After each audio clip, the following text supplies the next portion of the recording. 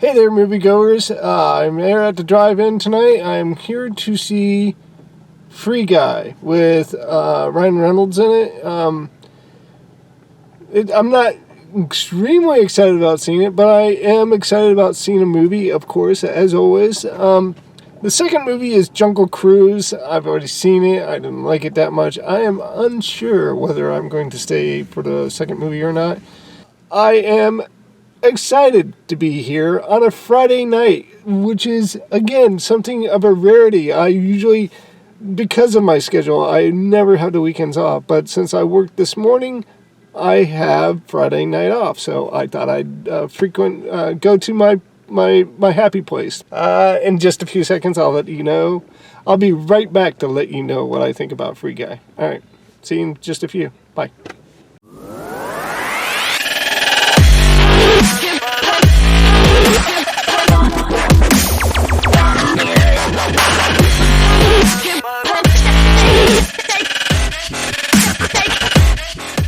I just spilt my pop everywhere. But when I was driving, I lived out of my car. So I've always had like this roll of towels in there, and they become so irreplaceable. I don't know if that's what the word I want to use right here.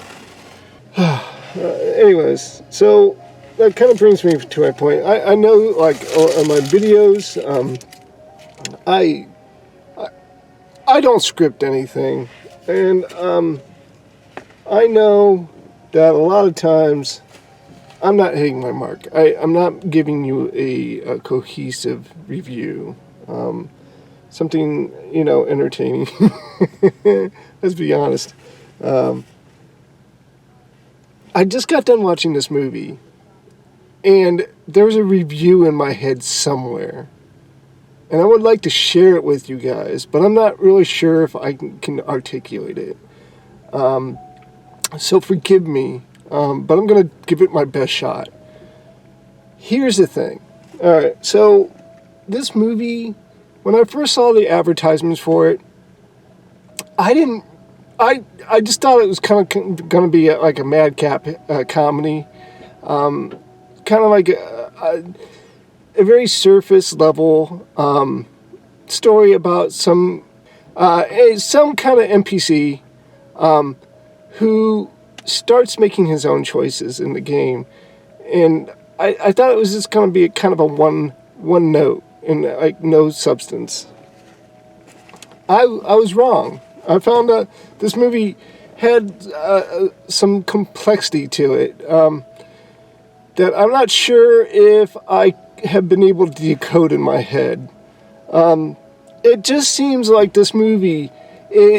Okay, first off, the premise is, yes, there's this video game. It's on an online server-based game. You play this video game on a server. So you have like players dropping in to this game, and then you had what are the other side of that coin, the NPCs, the non-player characters, who are just supposed to be window dressing and kind of like either targets or obstacles for the characters, for the players that are on the server. So you have that. You have Ryan Reynolds playing this banker who turns out to be like the one character out of all the NPCs that gains consciousness and is able to start making his own decisions. Okay, so that's what I want to say about that without getting into the plot. It gets a lot more complicated. And to be honest with you, sometimes I'm a dumb guy. Secret admission. You guys all know like the crime noir movies of like I think the 1920s or the 1950s. One of the two, I might be wrong on that. But they were basically like gritty detective like stories. I can list the Maltese Falcon, or even like an homage to that, which was like Chinatown, Roman Polanski's Chinatown. I love those movies, and they seem super intelligent, and I know they have a point to them, and I kind of secretly pretend that I understand that point by the end of the movie. But honestly, between me and you, there's a lot of times those movies confuse me, and I don't get them. I don't understand the plot of them. I don't understand the complexity of them. And that's what this movie kind of made me feel like.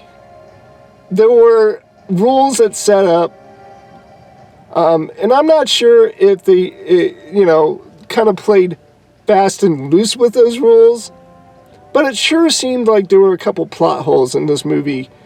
Again, I'm not really sure. Sometimes I'm a dumb guy.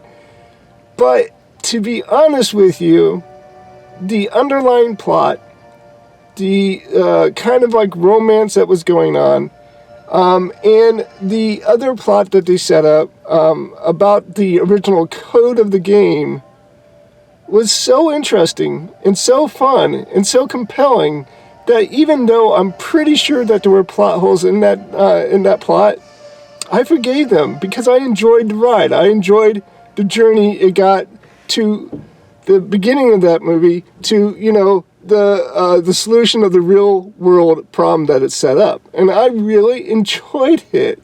I enjoyed all the characters in this movie. I enjoyed Ryan Reynolds in this movie. There's a kid from Stranger Things. I don't know what his name is. I'm gonna put him over here. The girl that was in the movie who has a counterpart in the real world. Again, I'm gonna put her over here. I'm not sure of her name. I'm sorry, I don't know these actors' names. But not only did they play them well, but I found the characters that they were portraying kind of compelling, and I enjoyed that.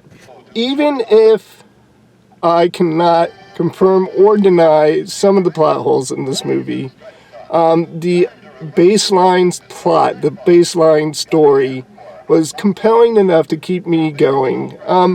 The real life plot kind of ended in a very cheesy manner, but I think it was earned, and I think by the end, you're not going to feel cheated by it, because I didn't feel cheated by it. I enjoyed this whole movie. Let me say this. I loved, what's his name? Waikiki, something right over there. I wish it was Waikiki, Taititi.